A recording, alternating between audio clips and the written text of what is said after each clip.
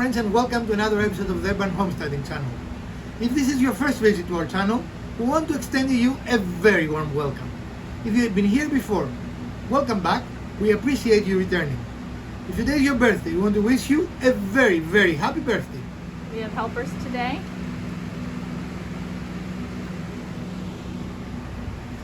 So, today we're going to do an experiment of sorts.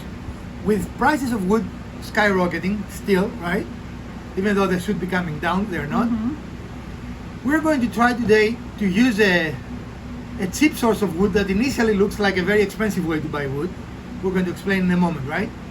But we'll minimize the equipment you need to do this project, don't you think? Yeah, I think so. And we'll also help you because it's going to be very, very easy to cut, very easy cuts, right? So what we did is we went to the dollar store. So our lumber today comes from dollar store.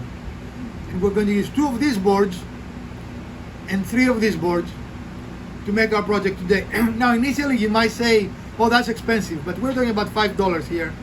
And what we're going to make is much more than $5 if you were to buy it, right? Right. So stick around. Let's see if we're right or if we're wrong. I mean, we might fail, right? Could be. We have never tried any of this, so this is all new game for us. We're going to show everything we do, and we're going to try to explain in very great detail every step we're taking. But we are going to try again to do this like we did last time with as little equipment as possible, right? So today we're going to show you how, by purchasing material at the Dollar Tree, material that will cost about $5 total, you can go from lumber like this to a finished product like this easily in an afternoon, with most of the time waiting for glue to dry, right?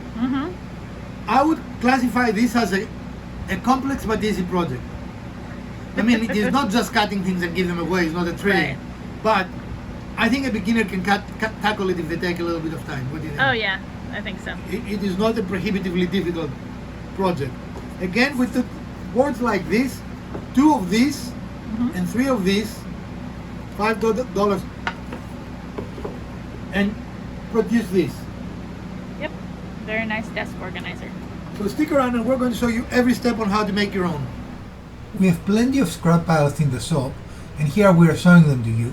So we had material to build this project, but the idea was for us to show you how you can buy wood in the Dollar Tree and complete a full project. So the reason we are trying this approach, buying lumber at the dollar store, is because in the past we've made a lot of scrap projects, right?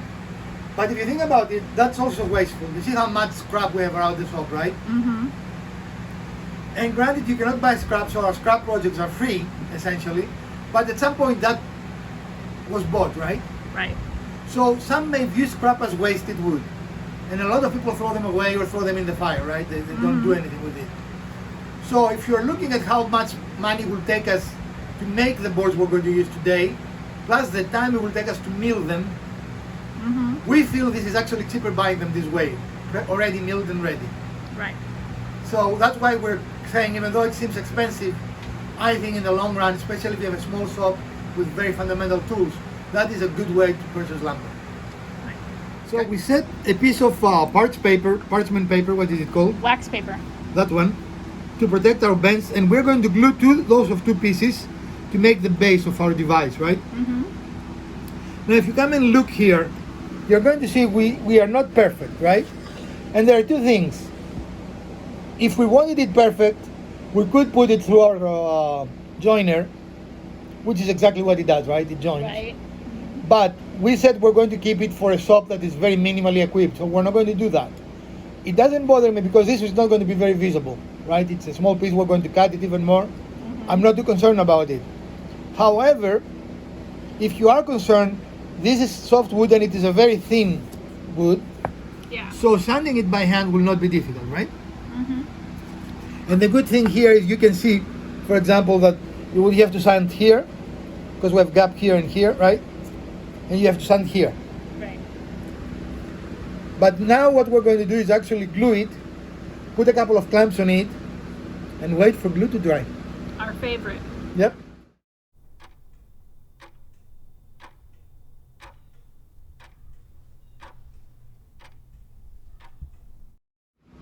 So again, we're using the paper to protect our makeshift bench top here. We could have used our new and improved glue spreader. Yeah, I think this is all right for this one though. Yeah, I think so. Put them together as best as you can, and it needs to be flat. That's important in this application. Are you flush there? Yes.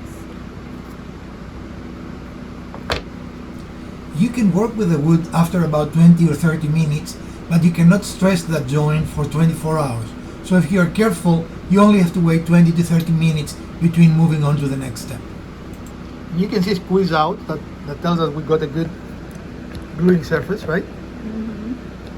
And so you're trying to go tight enough to hold it and get that squeeze out, but not so tight that you start bowing the connection, right? Right. And if you think you're bowing, you can put a weight on it. I think we're fine there. What do you think? I think so. All right, so we're going to let this to dry, our favorite activity. And those brand new clamps came in really good use, because the ones we have are usually much bigger, and it will be very, very inconvenient to use it with this, right? These are pretty lightweight, so yeah, they work really well for this smaller project. We're going to set our table saw to do the miters. I think that would be the easiest way. But if you didn't have a table saw, you can do it with a box. A box saw. Okay. A miter box is what I meant to say. And a normal saw, right? Because we need to do 45s. Okay. Do This we whole have to project, do- we don't have to do 45s, depending on how you I want would put like it to together. do 45s. It's your preference. Right. But you don't have to. You can do them where the corners butt up. And frankly, I have a little concern because this is so thin. Right. So if we fail, we won't do them. But it's like, Right. But if you didn't want to do them, you could just do it so that the pieces Right. butt up against each the easiest way is to just butt joints, but Right. All right, let's set our saw.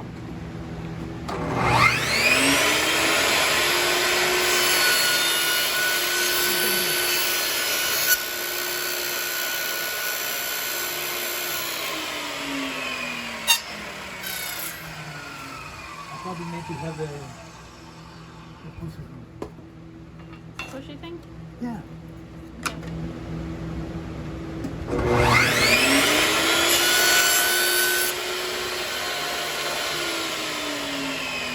Okay. So what are we doing is we're putting 45s. I don't know if you can see them in the... We have to kind of knock that a little bit with a little bit of sandpaper, but you can see the angle a little Right. bit better there. It is a small... Right, it's a very small piece of wood. Yeah. Now we're using our table saw. However, these are so thin that using a handsaw will work very nicely with it, right? Yep. So you don't have to have a power saw. We're using it because we still have to film and finish. So we set our pieces on a piece of tape, and I'm sorry, everything is light color and it disappears, right? But we set it on a piece of tape that will also serve as our clamp, right? Right. And the important thing here is if it is a square, it makes no difference, right? They're all the same dimension. Right. Ours is not a square, so if yours is not a square, you need to alternate pieces. A long and short, a long and short, right? And then you're going to put glue and wait for the glue to dry. Our favorite. Yeah. And we recently discovered, for many years, we used always the same glue, Tide Bond 2, right? Yeah. And we discovered that having a variety of glues, actually, it's much more beneficial to us, right? So now, what Alpida is doing there is we don't have glue on that joint, so she's putting glue on that joint. And now Alpida is going to fold it. And we have a very nice squeeze out, as you can see, right? Yep. This glue dries clear, so you do not have to clean the squeeze out. If you have the traditional glue that dries white, this would be a good point to take care of that squeeze out in the joints. In any case, we do not have to do anything because this will dry completely clear. Okay. Again, this project is kind of a patience project, right? Right. And I'm just gonna put some more tape here to reinforce where that seam's coming together. And it'll help hold it there. Okay. The others I think look pretty good. So again, we're waiting for it to dry. And we're going to turn it over this way because we need these two dimensions, right? The inside dimensions. Right. And we're going to mark them directly on our boards. But you can see from the top here that everything has come together very well. Yeah, look at these little squares. I mean, miters. Mm-hmm. I have to admit, this is more challenging to make miters than anything else, right? Yeah. But still doable, as you can see. Mm-hmm. Okay. All right. I'm not sure if this is easier, but if you don't want to do miters, it is the same process exactly, right? Mm-hmm. That we showed you, but if you prefer this look that you can see the edge, Right, you'll just see the edge. then you don't have to miter if you don't want to. Right. So here's the comparison. This is how it goes together. How it looks at the top. Here, let's put the two next to each other. Yeah, that's a good comparison right there. Again, it's a preference thing, right? The process is the same, Right, and if you do it this way, it will take you less time. You don't need to cut miters at all. right. They're just straight cuts. But it'll still glue together similarly. Absolutely, yes. Right. Okay. So what we're doing now is we need to have the interior dimensions, so we can cut our inside pieces, and we're going to show you how to do that. Just want to make sure, yeah, that's looking really good. Okay? Okay. Use the same technique for the other dimension. Always mark rather than measure. And again, this is a straight cut. It can be cut using a bandsaw. It can be cut using a... What Elpida is doing now is using her line to see if we are correct, and it looks like we're correct. Yep. But you can use any saw. A hand saw will do it. And this is so small that it can be done very quickly, right? Now we have a little fuzzy because we're using the totally wrong blade. In fact, a hand saw probably is better for this, right? Yeah. But we're using a rough blade, and it leaves a little bit of a fuzzy. Just taking a 220 and knocking that down. Right, it is a very easy, again, no power tools, right? It is a hand sanding. I think a power sander will probably damage this. It would. I wouldn't do a power. The next thing we have to do is find the middle of both of those boards. Right. So we're going to use our center finder to find the center of our board. It's not the board, but you know what I mean. Mm-hmm. And this is a tool that we didn't have for a long time, and we really enjoy using, right? Yeah. And probably this is about the limit of the tool as far as the dimensions, right? You can achieve the same result by going from corner to corner and finding the center that way. And that will be our middle. So very uncharacteristically for us, we have made 1,000,000 marks, right? Mm-hmm. Because in this project, finding the middle is important. And we've marked the middle, and we also have marked the depth, right? Mm-hmm. Now we're going to align the two pieces to be exactly in the middle of each, one on top of the other. Can you do that, please? And do you want it the other way, or you want it that way? You want the small one on top? Well, this is the one I marked for the depth, Okay. so I need to cut them this way. Or will it be harder to push it with a small one on the bottom? Or do you want to put a lid to tape it? I'll probably tape it. I'll just line up the lines, Okay, tape it, and then cut in. all right. So we have cut our piece, but we are slightly tight, and we do not want to split this wood. This is small wood, right? Yeah, plus it did have a little bit of a, hairy type thing, so we're taking those off as well. Right. So by using a little bit of sandpaper, going up and down, and we're going to keep testing it until we are satisfied that it works well. It's still a little snug. I think I need to take just a hair off there. Yeah. Okay. There we go. So we are satisfied with our cut, and we're going to remove now all the tape. The tape was used so it will not move on us while we're doing this, right? Right. And if we did everything correctly, they should nest on each other. At this point we realize our mistake. We did not cut the correct side, but we are going to fix that fairly easily. One of the disadvantages of not having your piece being square is that you can make a mistake like we did. We really needed to make the opening in this direction, but we made it in this direction. Or am I using the correct one? I don't know what we did now. Well, we did make an error because we did it in this direction. But it was the wrong... Okay. Yeah. But anyway, you can see that gets a little confusing, and we did make this rookie mistake. So that's the long side, which is done correctly. It was the short side that we did incorrectly, but now we've corrected that. So these should go together now and go inside of our box. There we go. Now they fit correctly, and they are lining up. And we need to touch it a little bit with the sanding paper. Yeah, just to clean up that Yeah. edge. Okay. And then we're going to wedge it in there. Okay, so let's And do here is our box with the appropriate that. dividers, right? Mm-hmm. And this is intended to put pencils, a cutting machine, and a letter opener, all kinds of things for your office. And our measurements are pretty good. It's sliding in there really well. We're not going to glue that. There's no reason to. Plus, Yeah. that gives you the option if you want to put something big, like maybe a plant or something, you can remove this. Yeah. All right, excellent. So now we're going to start working on the base. Unless you wait the full 24 hours, the joint will be rather weak, so when you use your saw, be very careful here, so you are not going to take the joint apart. It is stable enough, and if you do not stress the joint, you will have no difficulties here. Worst case scenario, if the joint comes apart, you can re-glue it.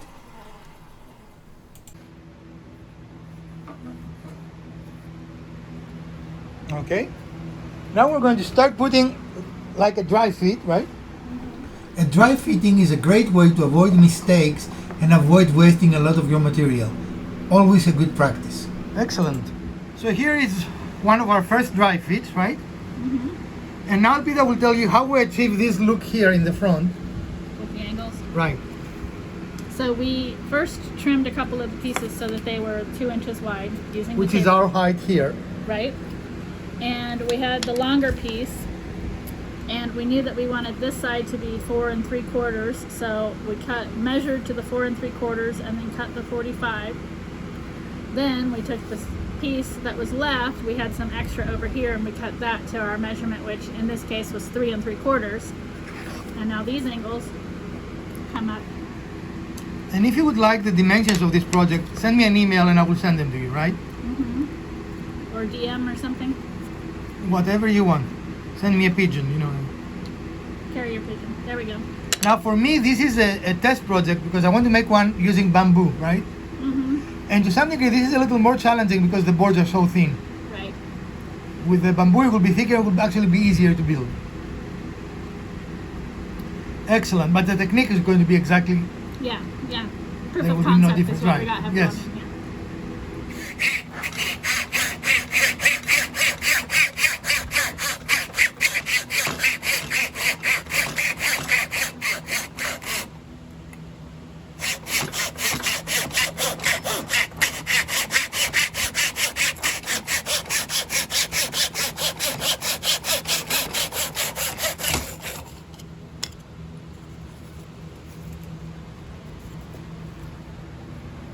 After cleaning the fuzzies a little bit, we have a very nice 45, right? Mm-hmm. And you can see here on the table, it's a very nice 45. Yeah. It's very tight. Now, the reason I struggle a little bit is because we have not disattached. This needs to be attached, right? Oh, you mean this Yeah. needs to be And it okay. is very slippery here, so Yeah. it was moving on us. But this is so, this will be the equivalent of this piece, right? Mm-hmm. Actually, it's a little longer, so it took a little longer. It takes longer than a power tool for sure. Obviously. But really, it is nice, it's precise, and if you attach it, you don't have to hold it. Mm-hmm. That's the advantage, right? Right. So it is totally doable using just a handsaw. Handsaw. So a few hours have passed. The glue does not reach full strength for a total of 24 hours or so, right? Right. But we think there is enough strength on the glue that we can take it apart. There is a small risk that we might dislodge something, but we're willing to take that little risk, right? Sure. And probably you want something like sharp to... Well, let me do what I can do first. Made a couple of strategic mistakes. We forgot to take this This tape off here first. tape off, but But, see what we can do here. see if you can take the thing off.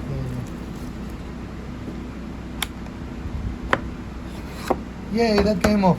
Yay. Very exciting. Is this more exciting or watching paint dry? I was going to say this is almost like unwrapping a present, so maybe it's a little more exciting.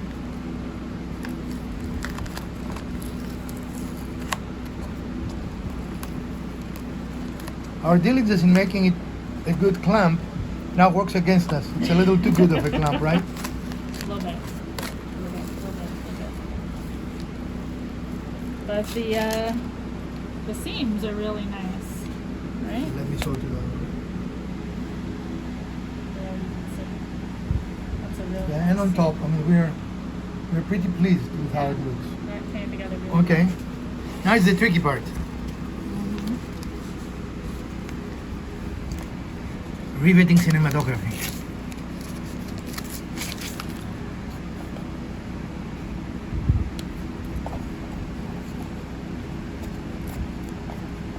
Here, hold on.